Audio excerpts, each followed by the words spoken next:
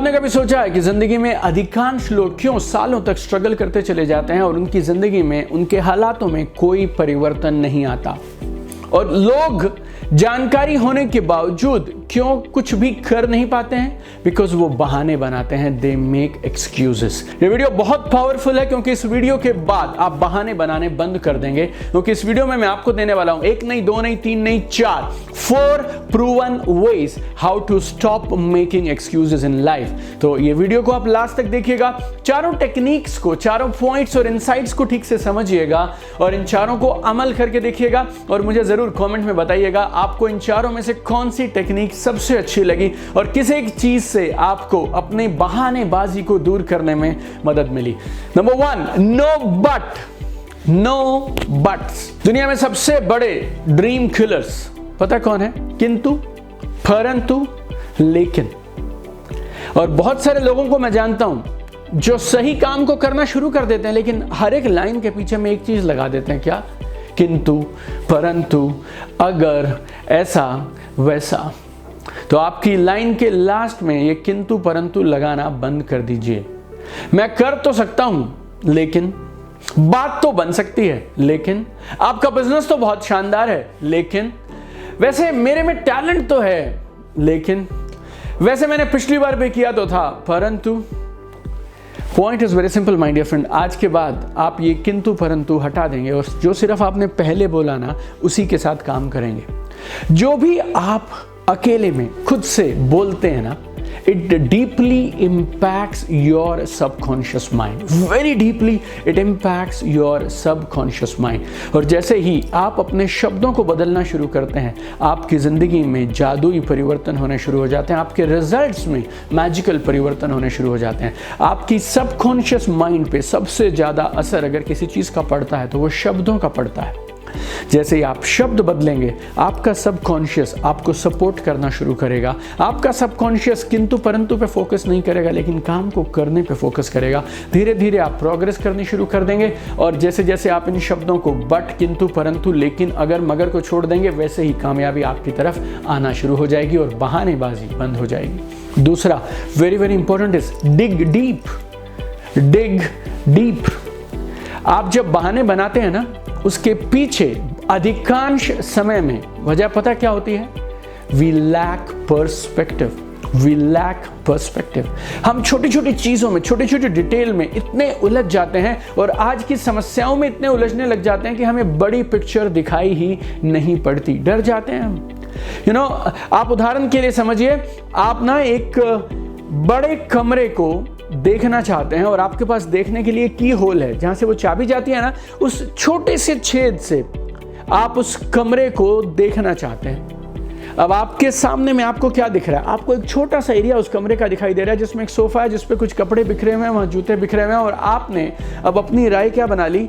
ये कमरा अनटाइडी है, ये कमरा गंदा है और इसे ठीक से रखा नहीं गया है।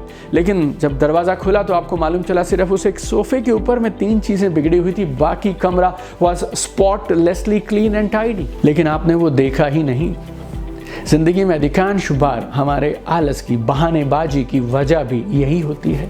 You need to dig deeper, my dear friends. You need to dig deeper. You need to be honest with yourself. आपको थोड़ी मेहनत करनी है और जो ये बहाने आप बना रहे हैं ना, उनकी गहराई में जाना है। You need to go deeper into that. You need to find out what is the real underlying excuse and then you need to finish it. तीसरी कमाल की चीज, अगर आप बहाने बनाना बंद करना चाहते हैं तो watch your circle. Watch your circle. Surround yourself with doers. दुनिया में 2 तरह के लोग होते हैं, एक होते हैं डूअर्स और दूसरे होते हैं सिर्फ ड्रीमर्स। एक होते हैं जो काम कर जाते हैं और दूसरे होते हैं जो सिर्फ सपने देखते चले जाते हैं। अगर आप ऐसे लोगों के बीच उठते बैठते हैं जो सिर्फ शिकायतें करते हैं, जो सिर्फ वो सोफा पे बैठ के शिकायतें करते हैं, कंप्लेन करते हैं, लोगों को जज करते हैं और कोई ना कोई एक्सक्यूज बनाते रहते हैं, देन यकीन मानिए आप भी धीरे धीरे, अगर ऐसे नहीं हैं तो भी ऐसे ही बनने वाले हैं। प्रोडक्टिविटी, एफिशिएंसी, रिजल्ट्स चर्चाएं करने से नहीं आते हैं मेरे दोस्त, कमियां निकालने से नहीं आते हैं, क्रिटिसाइज करने से नहीं आते हैं, लोगों को और सिचुएशंस को जज करने से नहीं आते हैं, काम करने से आते हैं। आपके बस में जो है, जो आप कर सकते हो आज अभी के अभी आपको करना शुरू कर देना चाहिए। लेकिन अगर आपके चारों तरफ के लोग वो हैं जो बहाने बनाते रहते हैं, बहानेबाजी करते रहते हैं, तो ना वो बढ़ेंगे ना आपको बढ़ने देंगे। So you need to watch your circle and you need to be surrounded with empowering powerful people. Number 4, make no comparison. Make no comparison, खुद की तुलना किसी और के साथ कभी मत करिए। जब आप दूसरों के साथ अपनी तुलना करनी शुरू कर देते हैं ना, तो बहाने बनाने की असीमित संभावनाएं खुलने लग जाती हैं। It's always easier to compare life with those people whom we admire, whom we really appreciate, because ऐसा लगता है यार उनको ज़िंदगी में ना सारे सवालों के जवाब मिल गए हैं, उनकी ज़िंदगी कितनी बढ़िया चल रही है। इंस्टाग्राम पे, फेसबुक पे मत जाइएगा मेरे दोस्त। इंस्टाग्राम पे कोई अपनी कमियां नहीं दिखाता, कोई अपनी स्ट्रगल्स नहीं दिखाता। हर कोई इंस्टाग्राम पे, फेसबुक पे सिर्फ वो दिखाता है जो वो दिखाना चाहता है। आपको सिर्फ वहाँ सक्सेस दिखती है और चमक दिखती है, लेकिन उसके पीछे की स्ट्रगल नहीं दिखती, उसके पीछे की डार्कनेस नहीं दिखती, उसके पीछे जो उस इंसान ने पेन लिया, जो एफर्ट्स किए, जो दिन प्रतिदिन कमिटमेंट के साथ, डिटर्मिनेशन के साथ काम किया, वो कभी दिखाई नहीं देता। ऐसा बोलते हैं all that glitters is not gold. हर सुनहरी चीज, हर चमकने वाली चीज सोना नहीं होती। आपके पास भी अपने कुछ स्किल्स हैं, आपकी कुछ यूनिक स्ट्रेंथ हैं, उनका इस्तेमाल करिए। अगर कंपेयर करना है ना, तो खुद को अपनी पुरानी बेस्ट सेल्फ से कंपेयर करिए। पिछली बार आप यहाँ तक पहुंचे थे, अब उससे ऊपर कहाँ जा सकते हैं, फिर उससे ऊपर कहाँ जा सकते हैं, और डिटर्मिनेशन के साथ खुद को बेहतर करने में समय बिताइए। मैं एक बार शिव खेरा जी के लाइव इवेंट में था और शिव खेरा साहब ने कमाल की बात कही, खुद को बेहतर बनाने में इतना समय लगाइए कि आपके पास किसी की निंदा करने का समय ही ना बचे। बहुत सारे लोग आपको मिलेंगे, इसी YouTube पे मिल जाएंगे, सोशल मीडिया पे मिलेंगे, आपके पड़ोस में मिलेंगे, आपकी टीम्स में मिलेंगे, जो प्रोफेशनल क्रिटिक्स हैं। उनको जिंदगी में सिर्फ एक काम आता है, बैठना और बैठ के शिकायतें करना। आप उनके मुंह से कभी प्रोडक्टिव, कुछ भी सकारात्मक नहीं सुनेंगे।